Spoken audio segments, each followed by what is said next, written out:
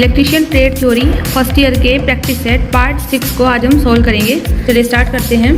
First question है विच device convert sunlight into electrical energy, कि कौन सा उपकरण है जो सूर्य के प्रकाश को विद्युत ऊर्जा में बदलता है।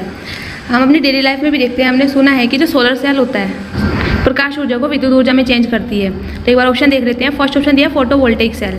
फोटोवोल्टेइक सेल एक ऐसी डिवाइस है जो एक सेमी कंडक्टर डिवाइस है, जर्मेनियम और सिलिकॉन से बनी होती है। फोटोवोल्टेइक सेल सनलाइट को इलेक्ट्रिकल एनर्जी में कन्वर्ट करती है। तो ए ऑप्शन एक सही आंसर होगा। सेकंड ऑप्शन है लिक्विड क्रिस्टल डिस्प्ले, मतलब एलसीडी। एलसीडी क्या होती है कि किसी दूसरे सोर्स से यदि उसके ऊपर प्रकाश डाल रहे हैं हमें, उसके ऊपर कोई लाइट डाल रहे तो उसे मॉड्यूलेट करता है और किसी भी टेक्स्ट को, वीडियो को या फोटो को इलेक्ट्रॉनिक मेथड से दर्शाता है। तो एलसीडी भी एक बी ऑप्शन भी गलत आंसर होगा। सी ऑप्शन है लाइट एमिटिंग डायोड, एलईडी जिसे हम कहते हैं। एलईडी क्या होती है, करंट फ्लो कराने पर लाइट एमिट करती है, तो ये भी सनलाइट को इलेक्ट्रिकल एनर्जी में नहीं कन्वर्ट कर रही है। तो सी ऑप्शन भी गलत आंसर होगा। डी ऑप्शन दिया लाइट डिपेंडेंट रजिस्टर। ये एक रजिस्टर है जो लाइट पर डिपेंड होता है कि लाइट के कम या ज़्यादा होने से रजिस्टर की वैल्यू में कमी या अधिकता आती है। तो डी ऑप्शन भी एक गलत आंसर होगा। फर्स्ट क्वेश्चन का ए ऑप्शन एक सही आंसर है कि सनलाइट को इलेक्ट्रिकल एनर्जी में फोटोवोल्टिक सेल के द्वारा कन्वर्ट किया जा सकता है। Question number second, which law secondary cell works, की जो द्वितीयक सेल होता है उसमें कौन सा नियम काम करता है। फर्स्ट ऑप्शन है लेंज लॉ। लेंज लॉ क्या कहता है, प्रेरित धारा की दिशा, जो प्रेरित धारा की दिशा होती है हमेशा ऐसी होती है कि वो उसी कारण का विरोध करती है जिससे वो स्वयं उत्पन्न हुई है। तो सेकेंडरी सेल में लेंज लॉ का कोई वर्क नहीं होता है, तो ये ऑप्शन एक गलत आंसर होगा। बी ऑप्शन दिया है जूल्स लॉ, जो होता है जूल का नियम है कि किसी भी यदि इलेक्ट्रिक सर्किट में करंट को फ्लो कराया जा रहा है तो वहाँ इलेक्ट्रॉन और जो सर्किट के कुछ पार्टिकल्स होते हैं उनके टकराव से वहाँ हीट जनरेट हो जाती है, हीट उत्पन्न हो जाती है। ये हमारा जूल्स लॉ कहता है। तो सेकेंडरी सेल में जूल्स लॉ भी वर्क नहीं करता है। बी ऑप्शन भी एक गलत आंसर होगा।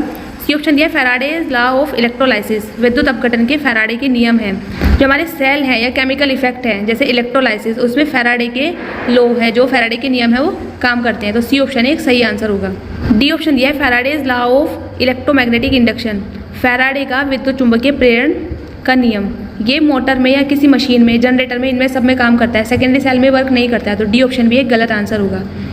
Third question, what is the formula to calculate the mass deposit during electrolysis, विद्युत अपघटन के दौरान जो डिपॉजिट मास है उसकी कैलकुलेट करने का सूत्र क्या है।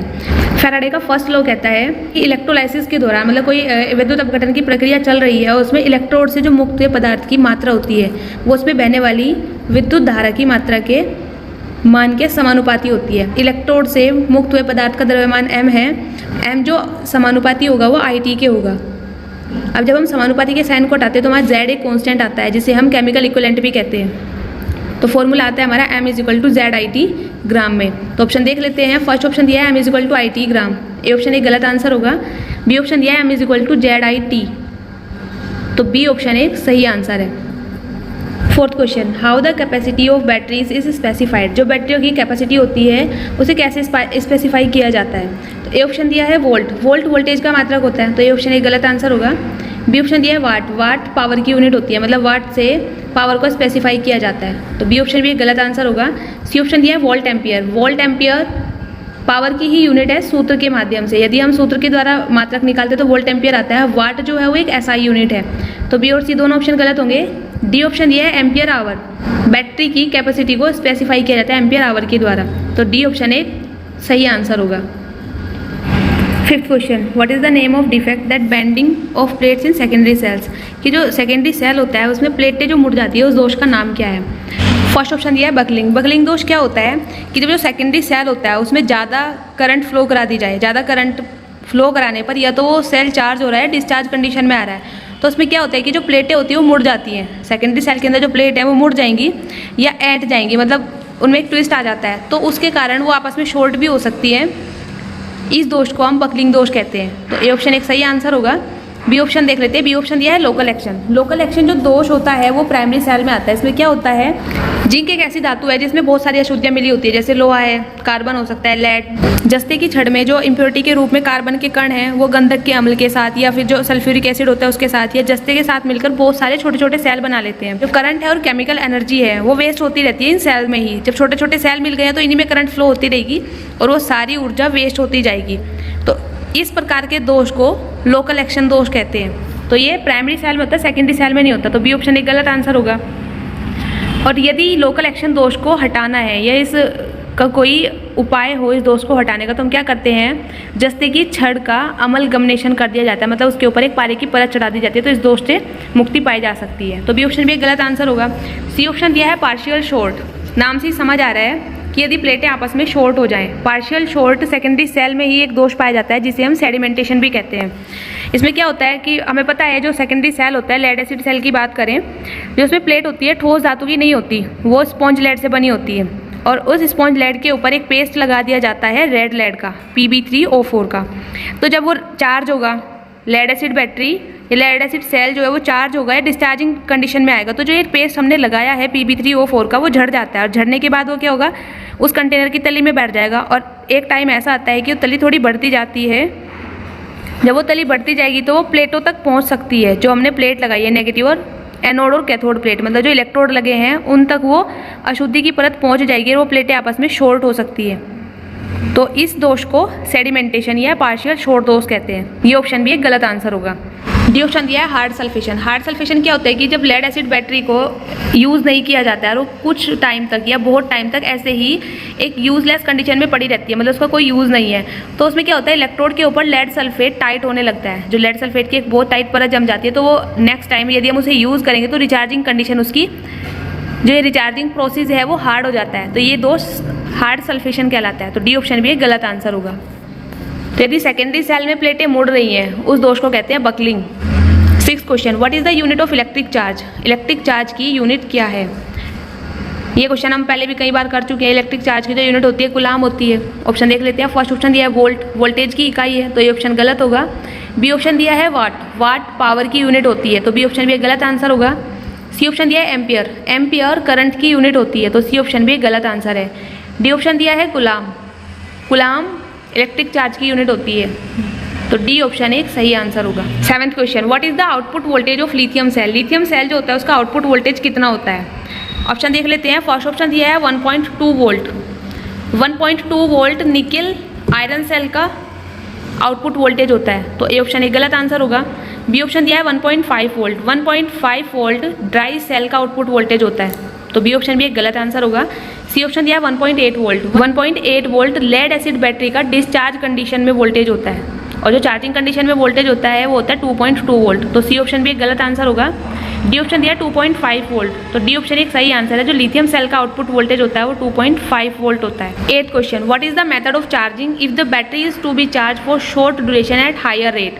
कोई बैटरी है उसे कम टाइम में या कम टाइम के लिए एक हायर रेट पर, मतलब करंट की बहुत उच्च दर पर चार्ज किया जाता है, तो इस चार्जिंग मेथड को क्या कहते हैं। इसका एक एग्जाम्पल भी हम अपनी डेली लाइफ में देख सकते हैं। हमने सुना है कि फास्ट चार्जर होते हैं, फास्ट चार्जिंग, वो बहुत जल्दी मतलब कम टाइम में फ़ोन को बहुत जल्दी चार्ज कर देते हैं, तो वो इसी मेथड का एक उदाहरण है। एक बार ऑप्शन देख लेते हैं। फर्स्ट ऑप्शन दिया है initial charge. Initial charge,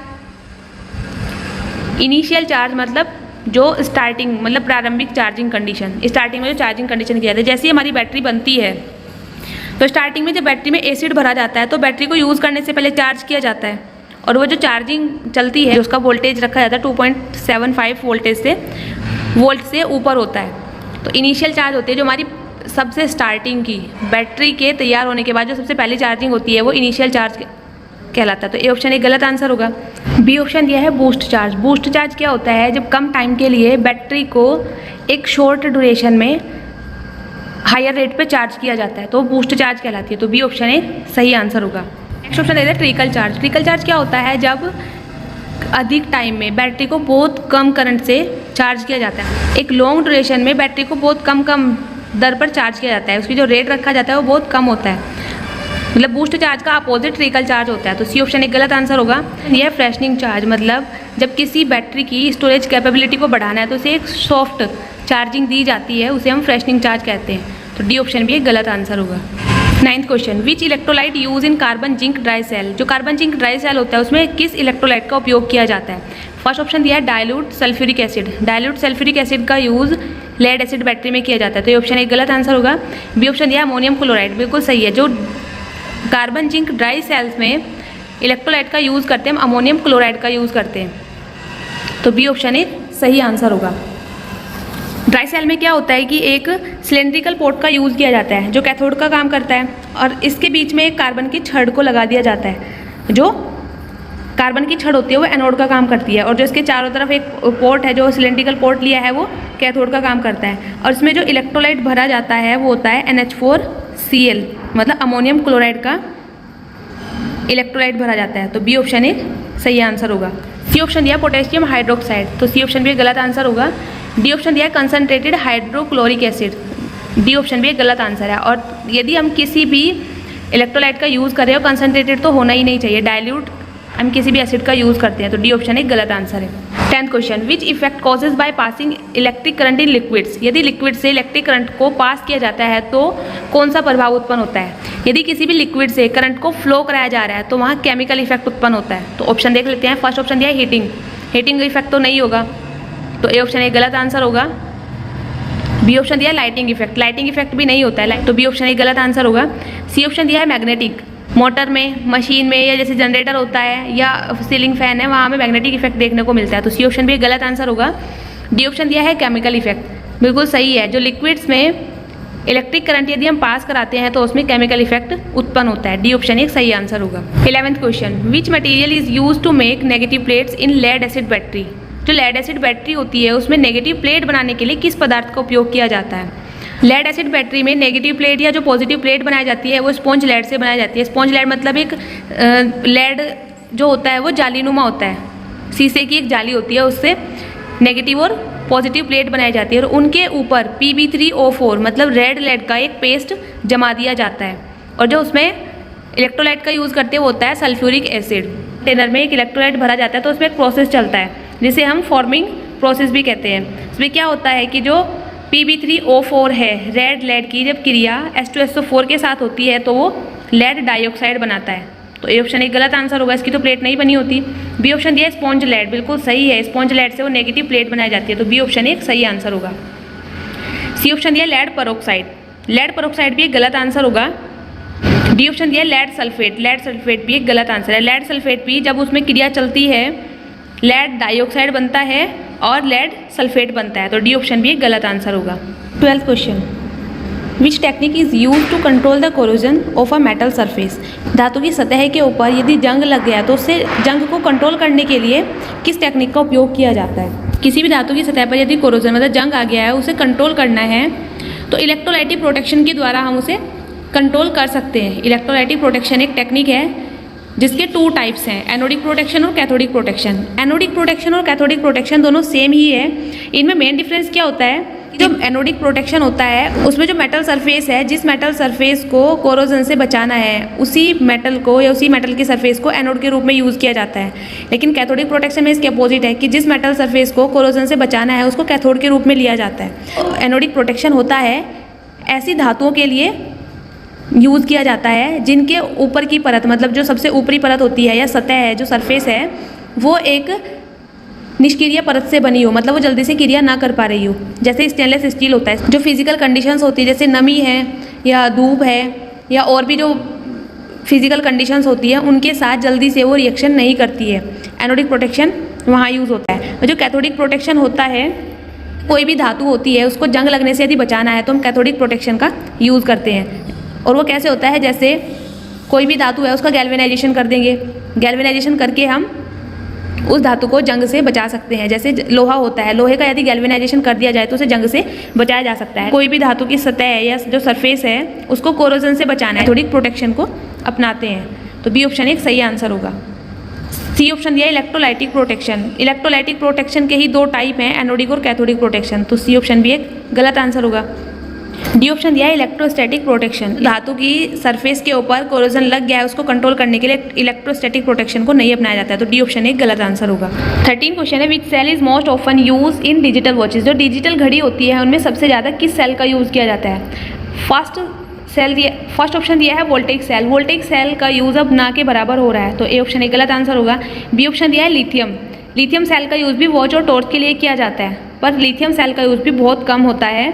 third option दिया है मरकरी सेल, मरकरी सेल का यूज़ डिजिटल वॉच में, ये जो पॉकेट कैलकुलेटर होते हैं उनमें किया जाता है, तो सी ऑप्शन एक सही आंसर होगा। डी ऑप्शन है silver oxide cell, silver oxide cell का भी यूज़ कर सकते हैं पर silver oxide cell mercury oxide cell से महंगा होता है, कॉस्टली होता है, तो हम इसलिए इसका यूज़ नहीं करते हैं। सिल्वर ऑक्साइड सेल का यूज़ भी जो डिजिटल हमारे इंस्ट्रूमेंट होते हैं उन्हीं में यूज़ किया जाता है। तो डी ऑप्शन भी एक गलत आंसर होगा। 14 question, what is the effect if one cell is connected with reverse polarity in a parallel combination circuit. Parallel combination circuit है, उसमें यदि एक सेल को रिवर्स पोलैरिटी में कनेक्ट कर दिया जाए तो इस सेल पर क्या प्रभाव पड़ता है। फर्स्ट ऑप्शन दिया है वोल्टेज बिकम जीरो। एक सेल को रिवर्स पोलैरिटी में जोड़ दिया है तो ऐसा तो नहीं है उसमें वोल्टेज जो है वो बिल्कुल जीरो हो जाएगी, ये ऑप्शन एक गलत आंसर होगा। बी ऑप्शन दिया है become open circuit, B option भी एक गलत आंसर होगा। वहाँ कनेक्शन को हटाया नहीं गया, यदि हम कनेक्शन को ही कट कर देते तो ओपन सर्किट हो जाता, तो बी ऑप्शन भी एक गलत आंसर होगा। सी ऑप्शन दिया है विल गेट शॉर्ट सर्किटेड, बिल्कुल सही है। यदि एक सेल को रिवर्स पोलैरिटी में जोड़ दिया है तो वहाँ एक शॉर्ट सर्किट पाथ बन जाएगा, तो सी ऑप्शन एक सही आंसर होगा। डी ऑप्शन दिया no effect will function normally, D option भी एक गलत आंसर होगा।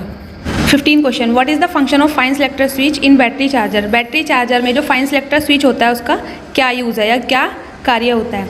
ए ऑप्शन दिया है selection of current rating, current rating को यदि सिलेक्ट करना है तो हम फाइन सेलेक्टर स्विच का ही यूज़ करते हैं, तो ए ऑप्शन एक सही आंसर होगा। Selection of charging time, charging time को यदि सिलेक्ट करना है तो टाइमर का यूज़ किया जाता है, तो बी ऑप्शन एक गलत आंसर होगा।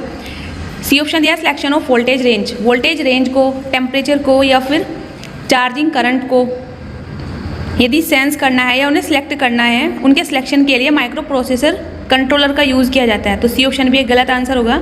डी ऑप्शन दिया selection of charging method, D option भी एक गलत आंसर है। 16 question, what is the effect on output power with respect to temperature in solar cells. Temperature के रिस्पेक्ट में आउटपुट पावर पर क्या इफेक्ट पड़ता है एक सोलर सेल में।